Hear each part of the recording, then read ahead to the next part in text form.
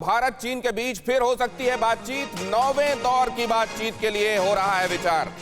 8 दौर की बातचीत के बाद भी हालात तनावपूर्ण ही बने हुए हैं। सैन्य बलों की वापसी पर अब तक ठोस प्रक्रिया नहीं हुई है। डिसएंगेजमेंट, डिएस्केलेशन, इस सब को लेकर अभी केवल शब्द जाल ही चीन की तरफ से दिखाई दिए हैं और उन शब्दों के पीछे भी जो मंशा रही है वो हमने लगातार देखी है। एक बार फिर बातचीत, और क्योंकि ये माना जाता है डिप्लोमेसी में कि कभी भी, और आपको एक महत्वपूर्ण इंफॉर्मेशन की तरफ भी ले चलता हूं इस दौरान जब मैं आपसे ये बात करता हूं, कि कभी भी बातचीत के दरवाजे बंद नहीं होने चाहिए, वो डोर खुला रखना चाहिए, बेशक आप बाकी एक्सरसाइजेस करते रहो। इसीलिए ये 9वें दौर की बातचीत भी, हालांकि अभी तक क्या हासिल हुआ है और आगे क्या हासिल होगा इसको लेकर उम्मीदें आसमान नहीं छू रही हैं। बहरहाल आप देखिए वो देश, क्योंकि चीन आप जानते हैं कई तरह से, कई तरीकों से उनको घेरता है कंट्रीज को जिनको वो समझता है कि हमारे प्रतिद्वंदी हैं, दुश्मन हैं या ओपोनेंट हैं। हिंदुस्तान को वो ऐसा ही तस्वुर करता है। नेपाल के जरिए भी भारत को घेरने की कोशिश वो करता रहा है और इसीलिए नेपाल के अंदरूनी मामलों में हस्तक्षेप वो करता रहा है। वहां जो राजदूत उसने तैनात किया, उनको भी आप जानते हैं कि उन्होंने न सिर्फ वहां चीजें मैनिपुलेट की, बल्कि अपने महिला होने का फायदा भी उन्होंने उठाया था।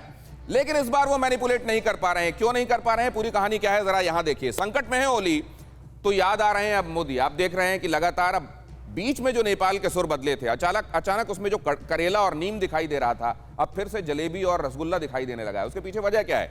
क्योंकि नेपाल में राजनीतिक संकट गहराता जा रहा है।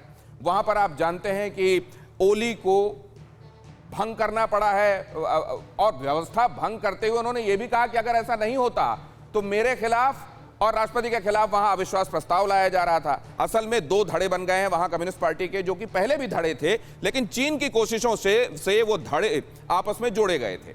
वहां पर मार्क्सिस्ट लेनिनिस्ट जो धड़ा है कम्युनिज्म का, उसका प्रतिनिधित्व करते हैं ओली, और पुष्प कमल दहल प्रचंड जो प्रतिनिधित्व करते हैं वो वहां का जो माओ मार्क्सिस्ट धड़ा है उसका प्रतिनिधित्व करते हैं। लेकिन इनको 2017 में चुनाव के बाद एक साथ करके चीन की कोशिशों से एक साथ हुए थे।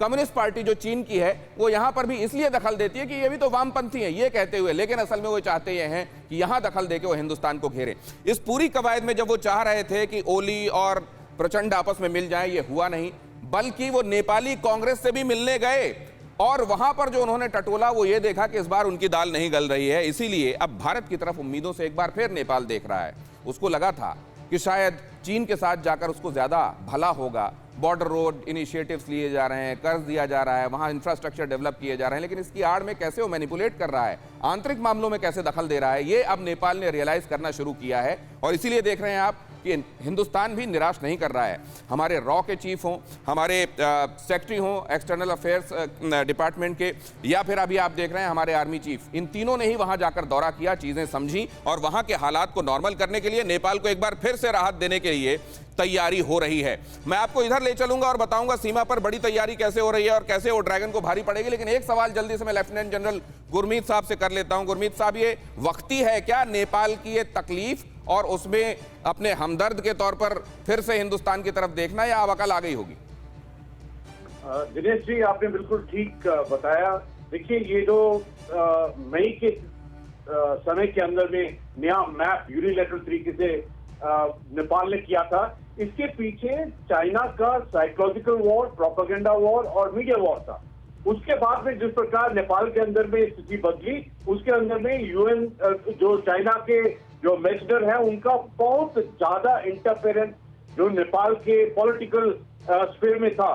और जिस प्रकार नेपाल ने देखा कि चाइना तो उनकी जमीन हड़प रहा है, चाइना ने जिस प्रकार पाकिस्तान को एकदम खोखला कर दिया है, एकदम फेल कर दिया है, वही असर नेपाल को दिखाई देने लग गया। और उसके बाद में जो उनके समझ में आ रहा है, देखिए बड़ी बात यह है कि जो नेपाल और भारत है, इसका जो रिश्ते हैं ये सिविलाइजेशनल है, ये रिलीजियस है। लेकिन सर इसमें इंटरेस्ट वहां पर, एक तो चाइना वहां प्लेयर दिखाई दे रहा है, वो तो अंदरूनी मामलों में हस्तक्षेप की हद तक पहुंचा हुआ है।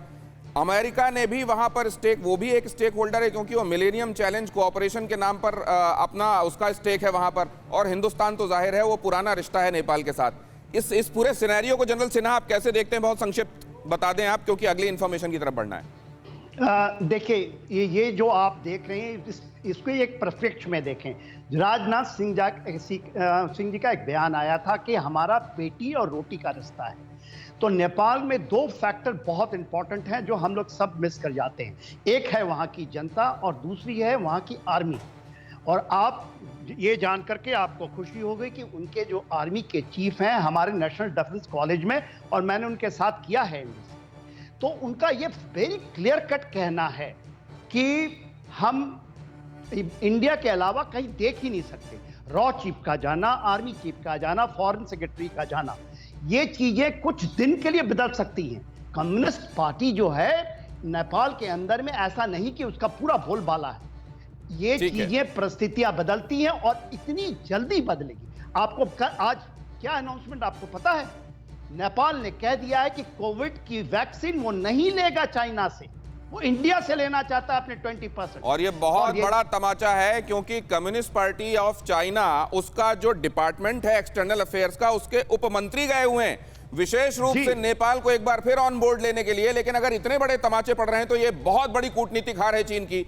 परवाह देश की, सोमवार से शुक्रवार रात 10 बजे TV9 भारतवर्ष पर।